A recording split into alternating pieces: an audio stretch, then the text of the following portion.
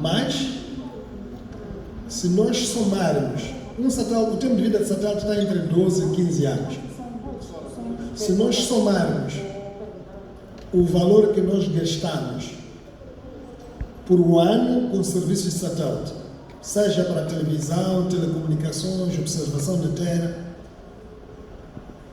em 5 anos nós gastamos mais do que 300 milhões de dólares. Portanto, o nosso país, se usar estratégias como são usadas nos outros países, pode lançar um satélite e recuperar um investimento em 5 anos. E ainda continuar a usar o satélite nos restantes 7 a 10 anos. Como é que tem lançado o satélite dos outros países? Não financiam diretamente. Ou seja, não levam o dinheiro que têm nesse momento financiado. Fazem em parceria com empresas que têm competências para lançar satélites.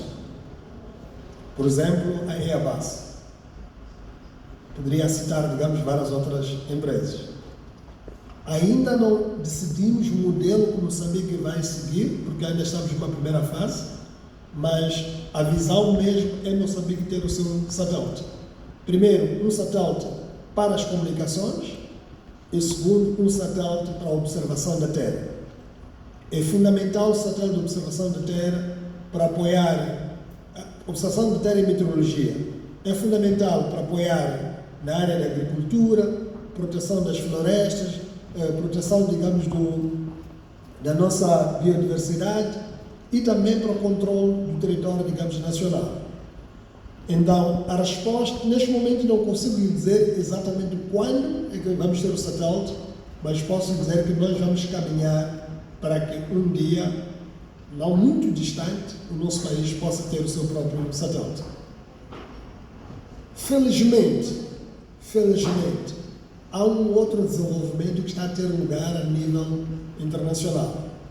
A maior parte dos satélites eram geoestacionários, mas existem hoje empresas que estão a estabelecer satélites de órbita baixa, falar de uma altitude entre 500 e 800 km, né? Que tem sido usado como satélites para a transmissão de dados e há ações em curso para esses satélites serem usados também para comunicações telefónicas móveis. Este desenvolvimento, se acontecer aos preços atuais, vai ainda revolucionar a maneira como nós interligamos as comunidades, em particular as comunidades que vivem em zonas rurais, onde não temos as tradicionais redes de telecomunicações. Esses satélites já são mais baratos de lançar. Moçambique pode também aproveitar este tipo de tecnologia para ter satélites relativamente baratos e que possam permitir fazer o mesmo que se faz com satélites geoestacionários e alcançar o mesmo objetivo que se pretende.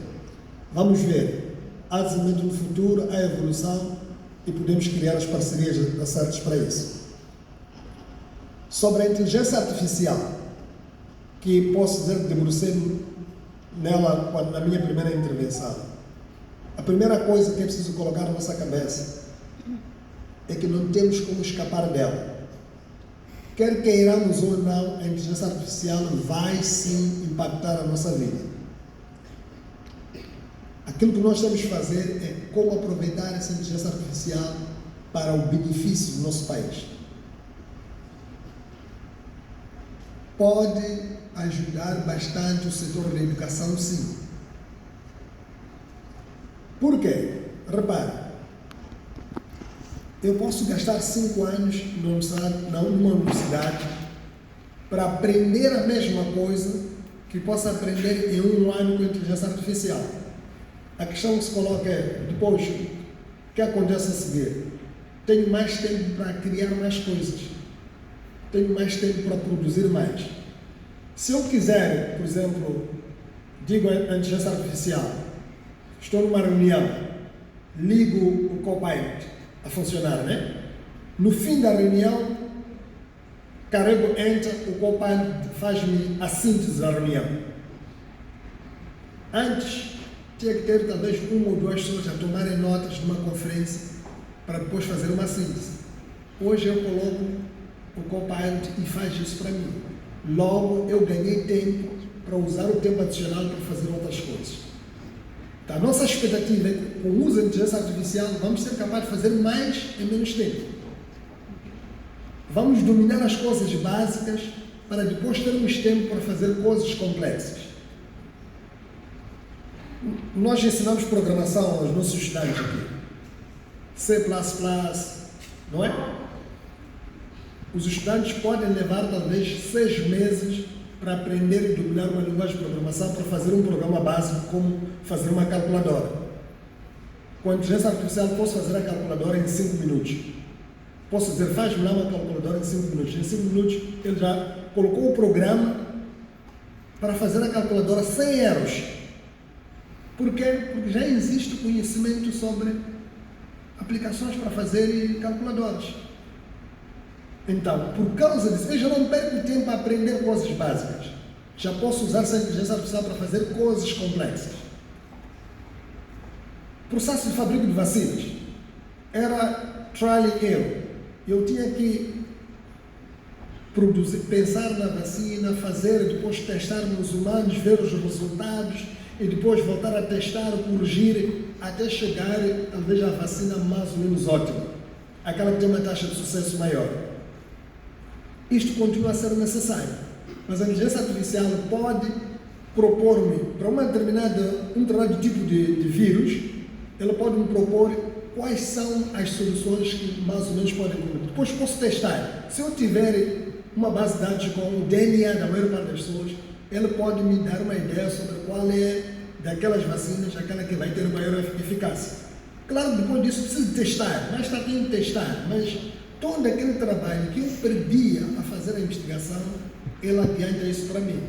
Então, podemos resolver problemas complexos. Então, a mensagem sobre isto é, temos que dominar isto.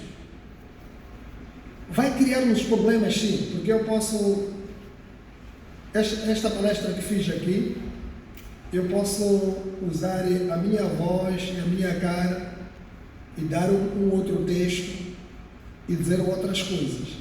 E vocês disserem assim, não, ele esteve, de fato, no Salvador de Manhã, disse isto, enquanto aquilo eu não disse, mas está a dizer exatamente a minha voz. Eu uso antiético, que até pode ser criminal. Posso usar a inteligência artificial para simular uma chamada telefónica para a minha esposa, ele pensar que está a falar comigo mesmo, porque estou a falar com a minha voz e estou a expressar-me como eu normalmente falo, e ela ser obrigada a fazer algo que não devia fazer. Já vimos que foi usada a inteligência artificial para um CEO dar comando ao seu diretor de finanças para fazer uma transferência de um valor, digamos, brutal. A diretora de finanças, que conhecia o seu chefe, pensava que estava a falar com o chefe dele mesmo, quando nada, era a simulação da inteligência artificial. Há este lado do uso que vamos ter que conviver com ele, porque não podemos fechar a porta para a inteligência artificial. Então, a minha recomendação é aprender e dominar, porque está aqui para nós. Podemos dizer assim, ok, vai substituir empregos. Há esse risco, né? Mas, quando eu olho para a sociedade, foi tendo várias revoluções. O homem foi se adaptando, foi criando novas profissões, foi fazendo mais coisas. Então, eu tenho certeza que se nos encontrarmos daqui a 100 anos, eu já serei fóssil, né? Mas é de voltar como espírito. Vocês estarão a trabalhar ainda, com a ajuda da inteligência artificial, a se cansarem, mas a fazerem mais coisas em pouco tempo. É isto que posso dizer sobre a inteligência artificial. Não há como travá-lo, mesmo na área da educação. O desafio pode ser, como é que eu posso ensinar uma disciplina rapidamente usando a inteligência artificial? Como é que ela pode me auxiliar? Se eu conseguir que os meus estudantes tenham o mesmo conhecimento que haviam de ter em 6 meses, e eu transmitir esse conhecimento em 1 mês, quer dizer que eu já poderia, 6 meses, estar a formar 6 vezes mais estudantes do que formava anteriormente. E o benefício é maior para o Salvador da humanidade. O magnífico reitor havia de ganhar muito dinheiro com os estudantes. Muito obrigado.